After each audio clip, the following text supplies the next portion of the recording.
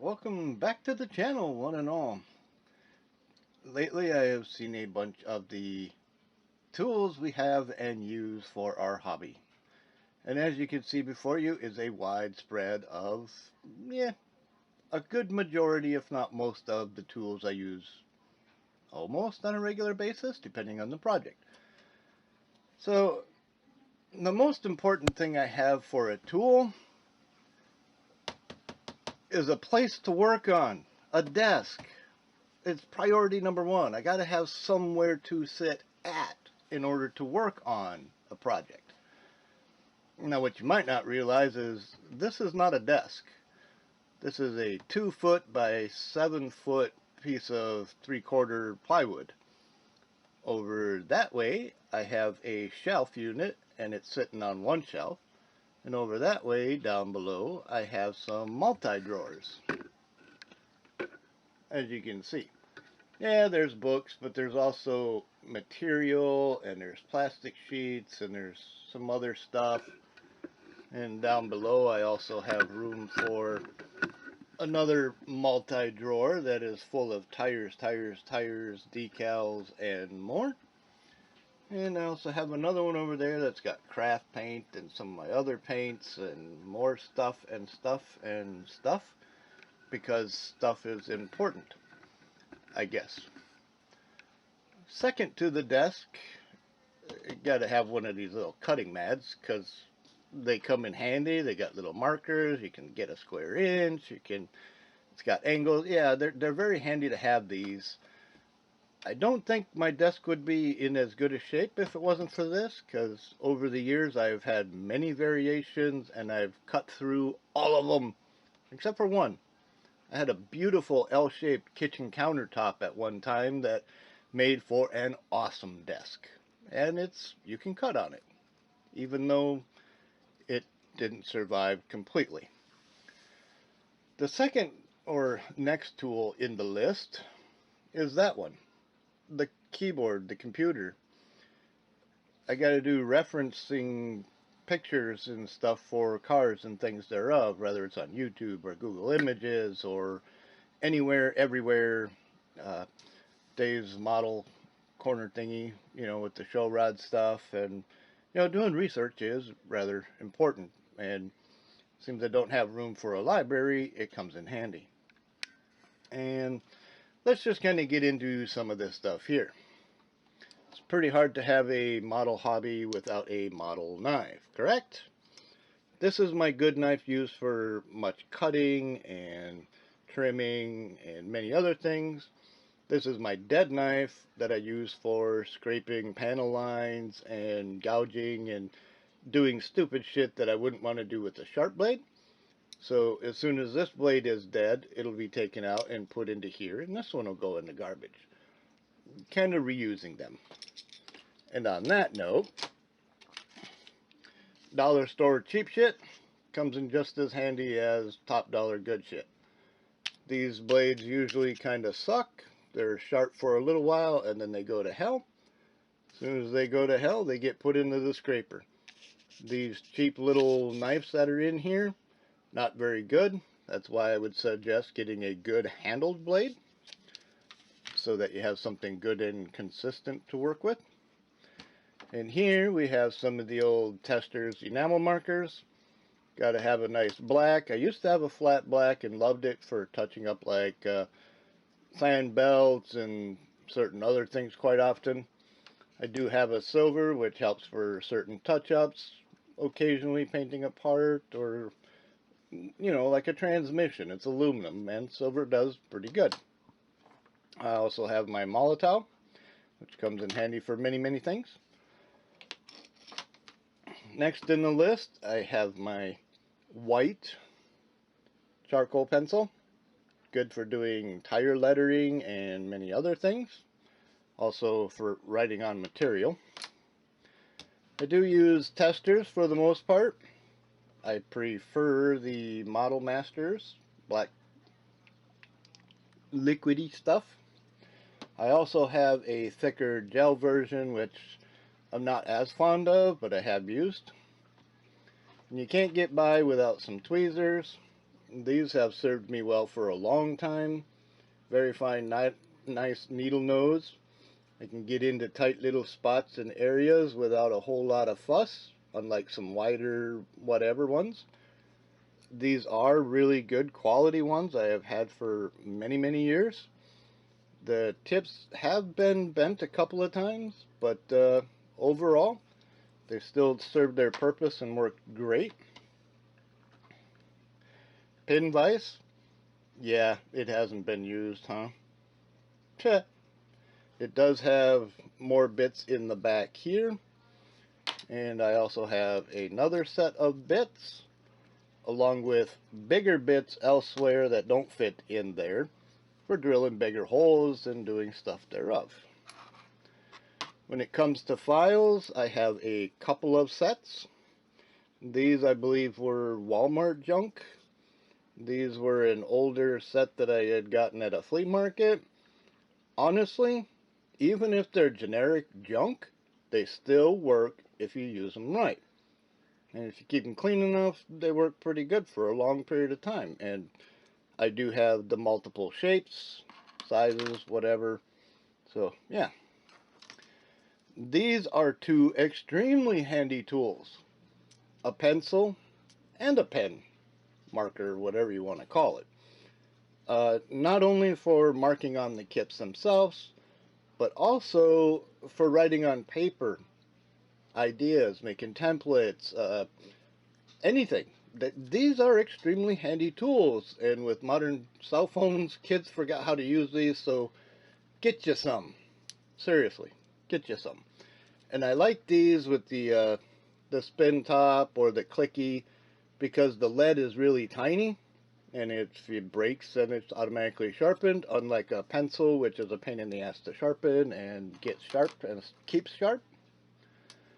Now this is another tool you may not have seen. This is a pencil torch. You can fill it with butane, spin that, and ignite it, and there's a nice little flame torch here. From about here to the desk, which is almost about a hand's width away, I can heat up parts. I can do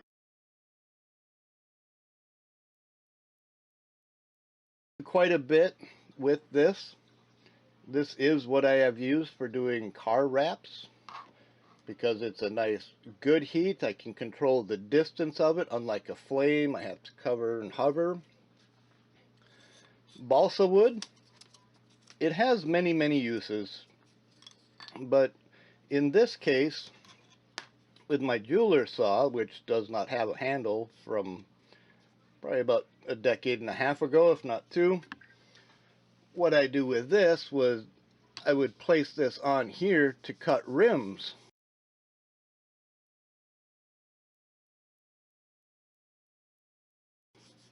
And I have a thicker one and a thinner one, depending on how thin of a cut or how thick of a cut I would need.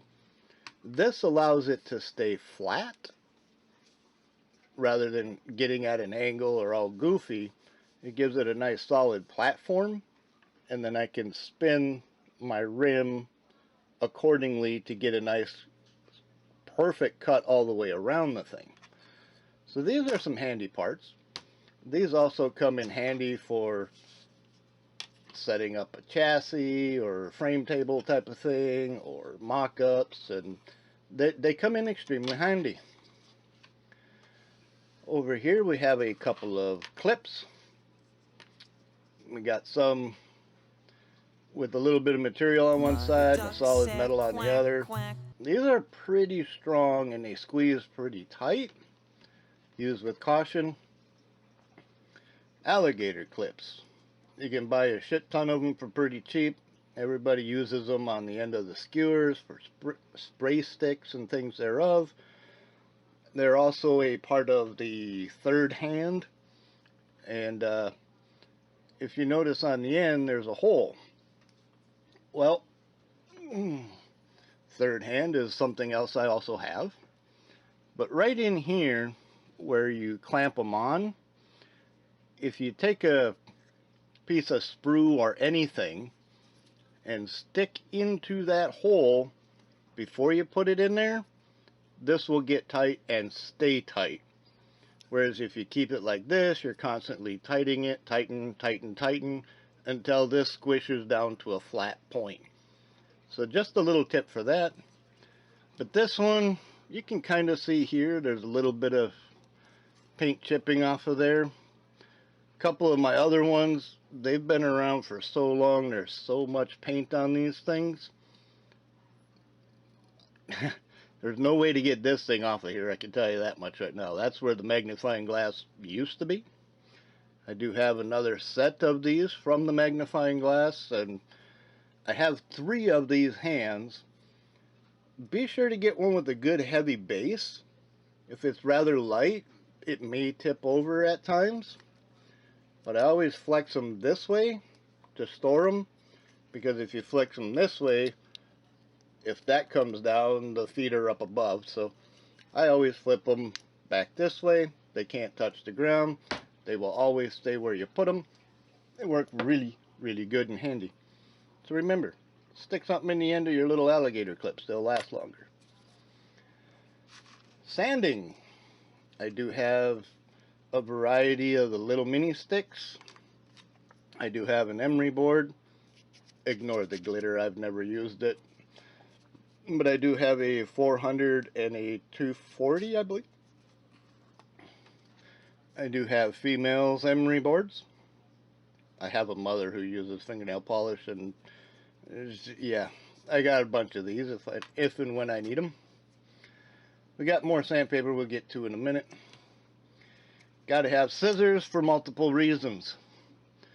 For me, I make a lot of cardboard CAD, aka templates, and for doing that, I happen to I'm a smoker, so I save my cartons of cigarettes, and this is a couple of sheets of cartons that last very well. They serve me good. It's a thicker, stronger, cardboardy type of thing rather than a thin, flimsy paper. Again, use the pencil or the pen. I do have a set of nippers. 9 out of 10 times the only reason I use these is to cut the sprue itself to throw in the garbage. I do not use these to remove the parts from.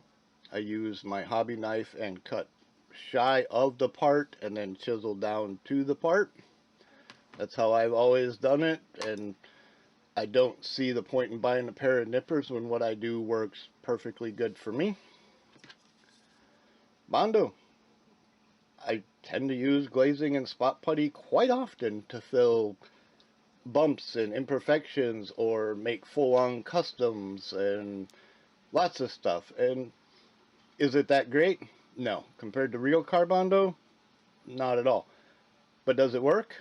Yes. Is it as cheap or cheaper than Tamiya spot putty stuff? Honestly, for the amount in this tube compared to Tamiya, it's a hell of a lot cheaper and a whole lot easier to get at Walmart or any car part store. It's my preferred go-to, and it's never failed me yet. Solder. Kind of nice for exhaust and many other things. Always handy to have some of that around. Up here I have some string. Don't know if we can get this to show up on camera or not, but this is a wide variety of colors. And if you go to the dollar store and you look for a little sewing kit type of thing, you should find like 12 or 16 colors of different thread. What I had done was I took one of every color and I made these little strands, and then I melted the end. I doubt you'll see that there, but it's basically just melted and bought together so that, oops, there goes my string. But now all of these, I can mount this to the firewall and then spread them wherever I want, like the heater control or the windshield wiper, or anywhere you would find small tiny wires in a real car. String works just fine. I mean, it's not insulated rubbery looking, but it's still super small. I do also have right over there a couple of packages of wire. I have, what do we got? 22 and 26 gauge wire. So I have some bigger stuff and some thinner stuff. They're kind of bright and shiny, but they do work. And as you can see, I've used an awful lot of it over the years for spark plug wires and everything else, even though it's not my preferred choice for spark plug wires. That is what this guy has been from. This stuff is probably 22, if not 20, maybe 24 gauge, I'm guessing. It's pretty thin, but it's black, and therefore I don't have to repaint it if I want to. Sometimes I like the colored stuff, depending on which car I'm working on, to kind of give it that look, but this stuff comes in handy. I don't have to paint it. It does have a glossy sheen to it, which kind of sucks, but whatever. Many of you guys use bare metal foil. I am personally fond of heat duct tape. Now, there are a few different brands of this, and you have to test it and check to make sure. You also have to make sure your paint is completely adhered to the body before using it, because if you go to peel it off and some of this stuff is extremely sticky, it will pull paint. And by the time you're getting ready to do chrome foil on your car, using this stuff and having damage like that can be devastating to a build, having to go all the way back to the beginning, strip it, and repaint. This stuff, there's a white backing, it's pretty good. If there is a brown backing, stay away from it. It is 3 times as sticky as this stuff, and you will not like the result. At some point, you can also find just how thin it really is if you buy it. The thinner the stuff, the better. There is thicker stuff that's more aluminum-like. Pain in the ass to use. And speaking of aluminum, this is not an aluminum can. This is, however, probably about half as thick as an aluminum can. If this was a bigger sheet, I could wiggle it and it would flop and flex and make all kinds of noise. But this being small, it kind of holds its shape. But for this, I have shit tons of it, by the way. These right here is a pair of business cards. And as you can see, I have tape running close to the edge, but not on the actual edge. And the tape itself is to actually hold it to my desk. But when I put these two edges together, this one and this one, when I have them both together but very slightly apart, I can't do it with both hands, but whatever, I can make a bead roll. Just that freaking quick. Now I can do panel line, or yeah, like a panel line like this one where it's just a step up. I can have them both together and use a toothpick down in the middle to make an actual bead roll. This stuff is handy. You could do the same thing with an aluminum can or any other thin aluminum thereof. Business cards are plenty thick. Or not business cards, but they got to be the plastic, like credit card type bullshit. Get them in the mail from insurance companies saying, hey, you can join us and get insured, and yeah, save 15% and don't go Geico. Whatever. And then here we have sandpaper. I have a wide variety of high grade wet sandpaper, wet dry. Everything from, I think it's 800 to 2,000 or 4,000, something thereof. Big sheets of it. I have some 60 grit for hardcore quick grind sanding. I have some 240 and some 400 fine sandpaper. I have these little 3M foamy style. I really like these because they kind of do a quick scuff job between coats or whichever. Little sheets, of course. Sanding blocks. This one is a 180 fine. As you can see, it's pretty nasty on that side, but she still serves her purpose. I like that it's flexible. Hard part is trying to get a flat surface on something with it being flexible. That is not where this comes in, because this is also very flexible, which you can get at Walmart. It's only a few bucks. It can get into some of the B pillar to, or C pillar to quarter panel areas, but not quite as good as, say, the little blue strips or other.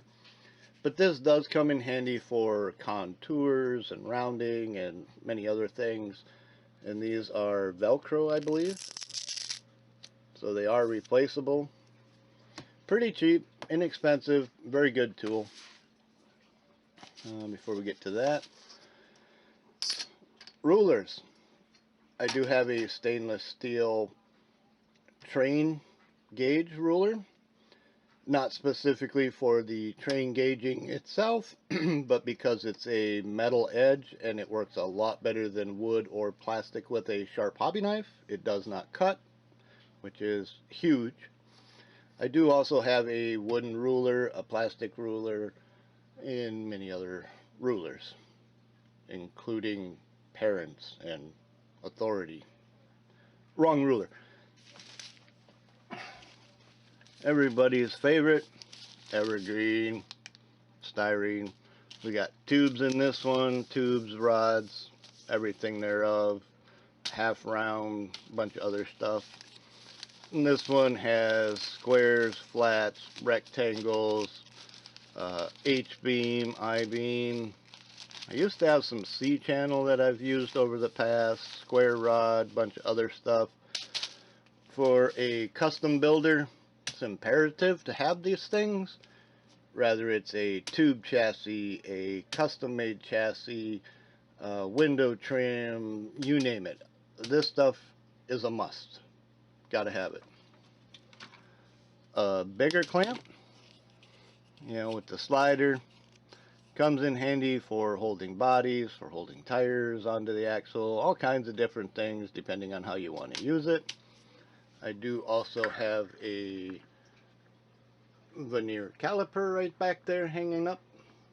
It's a plastic cheap one. It comes in handy when I need to convert to millimeters, which is rare.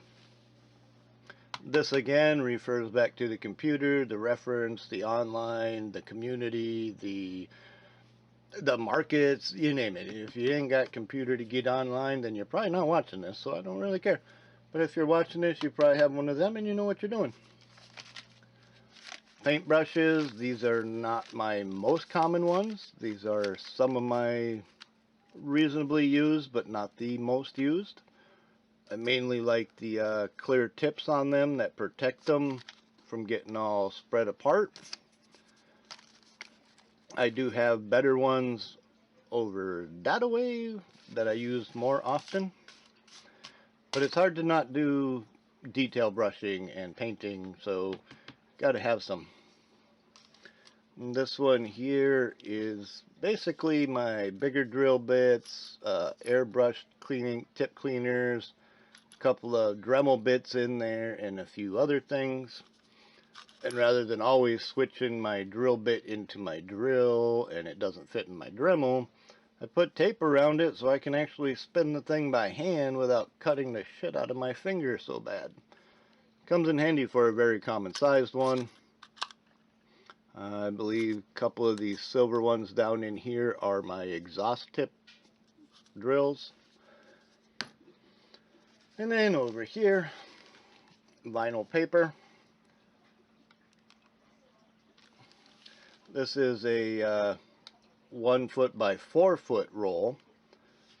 It's an awful lot. It's a vinyl decal. You could use it in the Cricut, Cricut, however the hell you call it.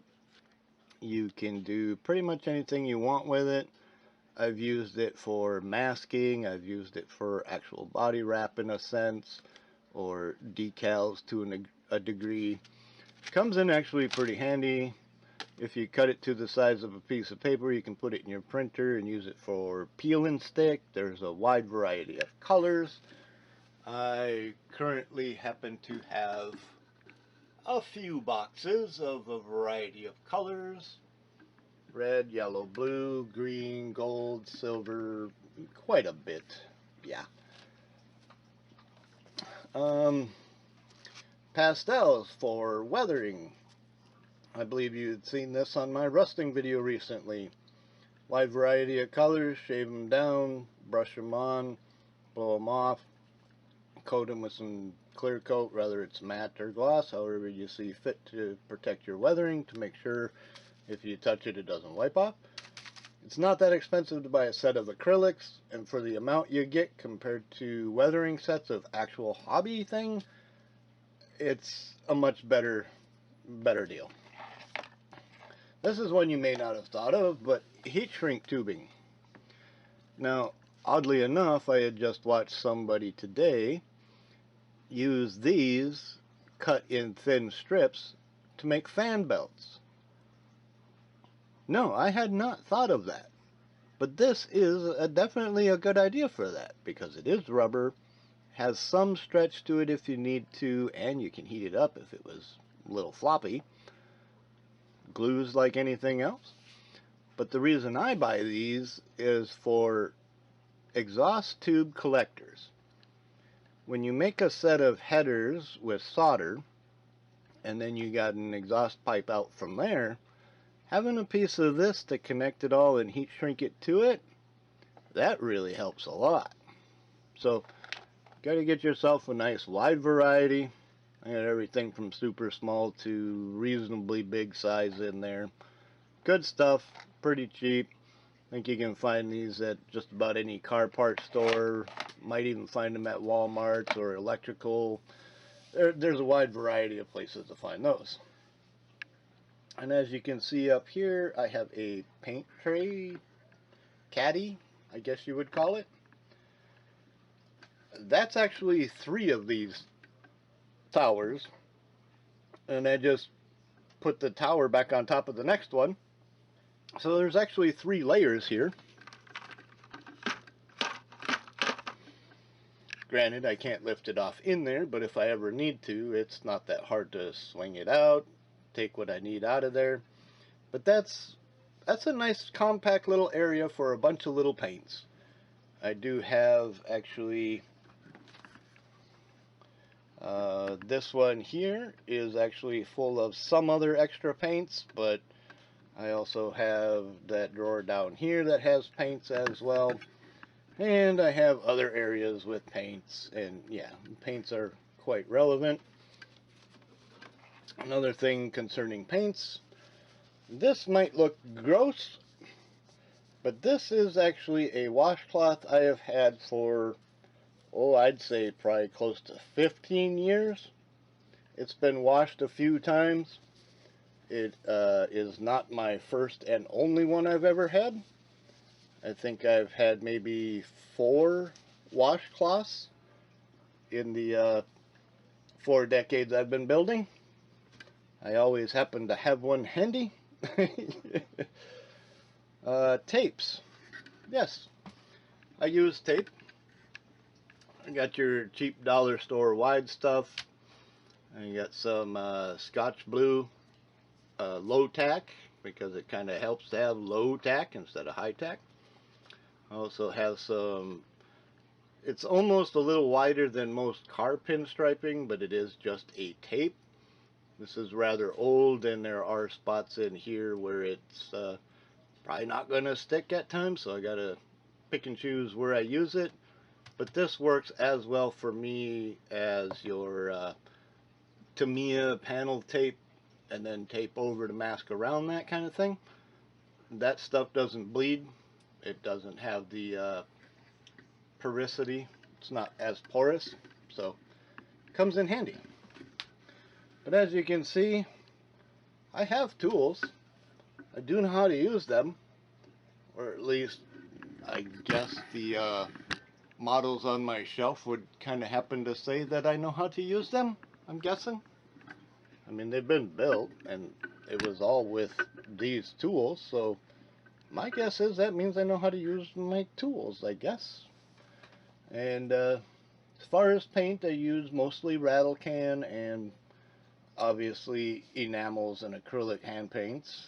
But I do have an airbrush, a pretty decent one, and a little compressor. I just do not have the place to set it up at the moment, so I do not use it.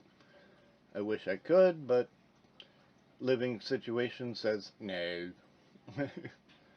As for glue, I do also have super glue and a couple of other options. Clear Elmer's glue is what I use for my windows. It tends to stick pretty good. It does not bleed. It does not fog like super glue does. Just a simple Elmer's clear glue. And all I do is I flip it over until there's some in the lid, pull the lid off, and use toothpicks or a brush to apply it. Works really good. Give it enough time to dry and cure. Add a little more, and if you need to, I come back with the little tester's needle point and put a couple of small dabs just to make sure it's secure. Anyway, yeah. Thank you for watching. I hope you have seen a few things that may help you with your tool selection. They don't have to be top dollar, they just have to be used. They don't even have to quite correctly have to be used properly. Case in point, piece of shit blade used for scraping and chipping away and digging and doing stupid shit. You know, it doesn't have to be used perfectly, it just needs to be used, and the only way to use it is if you have it. So if you ain't got it, go out and get you one. Don't worry about the best one and status and all that shit. Just make sure it does the job, and if it doesn't do quite the job you want it to, get a better one. So anyway, thank you for watching. I hope this has been informative, helpful, and I'm not sure what else I hope this to be, but hope you watch it. Hope you leave a like and a comment, and we will see you in the comment section below. So until next time, thank you for stopping by. Goodbye.